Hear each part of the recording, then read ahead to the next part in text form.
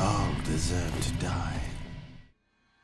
Released originally for the PC in October of 2005 and later released for the Xbox 360 in 2006 and in early 2007 for the PlayStation 3. It's F.E.A.R.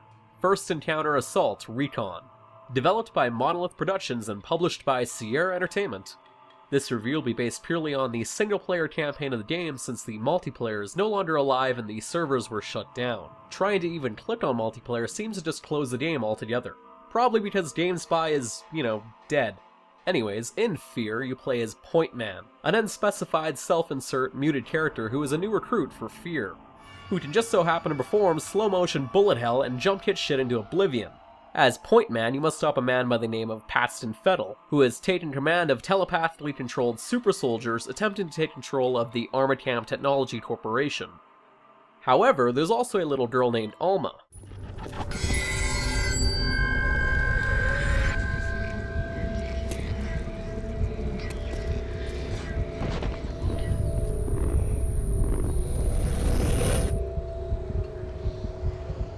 And I'll leave it at that to avoid spoilers.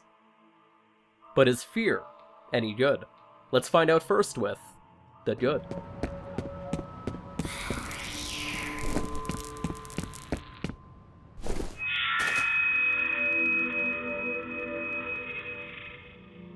Give him back. F.E.A.R. is probably up there as being in my top 10 list of first-person shooters if I had to make one. If you can't already tell, F.E.A.R.'s gunplay is absolutely fantastic. Everything from the weapon variety, such as the nail gun, not to mention the feel and the impact of the weapons as well. Seriously, the shotgun in this game is possibly the most satisfying shotgun out there in any video game. If you don't have this in your 3-weapon slot at all times while playing this, you're goofing up hard. Then throw in some immense gore, and of course slow motion, and you'll feel like you're in a John Woo meets the Grudge spin-off movie or something, and it's incredible. Going into a room full of enemies, guns blazing in slow motion, and then finishing the last guy off with a jump kick is truly one of the best feelings in any first-person shooter I've played in a long time. Then on top of that, throw an incredibly smart AI that will constantly try to flank you, jump out of the way of bullet fire, or immediately react when being shot at, or if they hear gunfire in general. The AI in F.E.A.R. is better than most FPS games even being released today.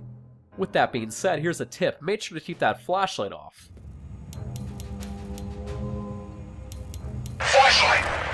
In 2016, as of this review, I still can't even think of any recent FPS games that even come close to what was achieved in F.E.A.R. in terms of intelligent AI. Also, it has robots!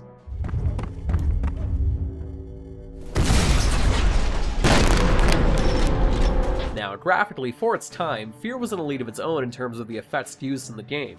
The lighting, for example, excuse the pun, outshines most modern FPS games in some aspects, and is some of the best example of effective lighting I've seen used in a game at times.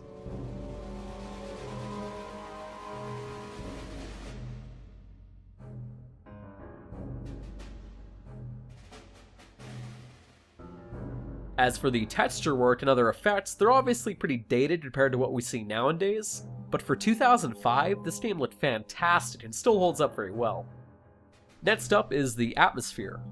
From the typical lighting horror tropes to spooky industrial environments and the haunting score and the musical cues, F.E.A.R. does an excellent job at establishing its atmosphere. The game will throw plenty of good scares your way early on.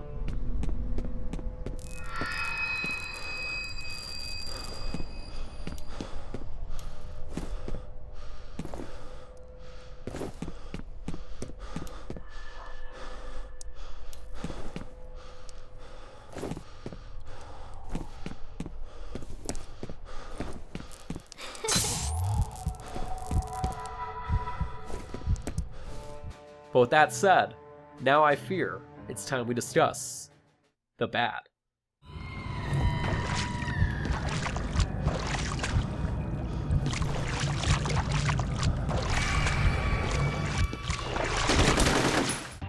As great as the gunplay is in F.E.A.R., sadly the horror, in my opinion, doesn't quite match it.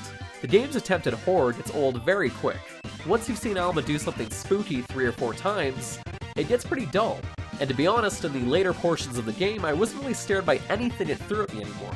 Worse yet, I had a number of points in the game where the musical cue drops and a scripted spooky segment happens. The problem is though, most times I would completely miss it altogether, either because I was looking in another direction, or just trying to find ammo, or just generally exploring the environment.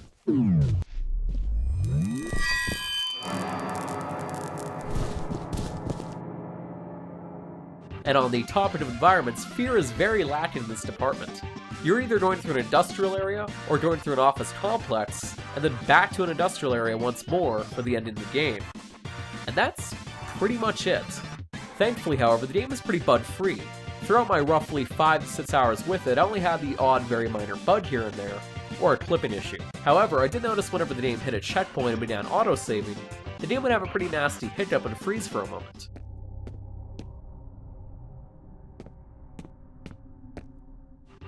And to nitpick some more, the game has been on the short side. As I said earlier, I personally clocked in around 5 to 6 hours with it, and beat it in a single sitting. But to be fair, it's fairly minor considering how cheap you can get this game for nowadays. But with my nitpicking out of the way, now it's time I give the opinion. F.E.A.R is easily one of the best shooters out there, with incredible gunplay, slow motion effects, and plenty of incredible lighting effects and technology for a 2005 release. But in my opinion, it's fairly lacking in the horror department. All might can only be scary so many times before things get dull. By the end of the game, I was just rushing my way through it because I just stopped caring about the scares and the overall plot of the game. The only thing that really kept me going was the gunplay. But with all that said and done, now it's time for the rating.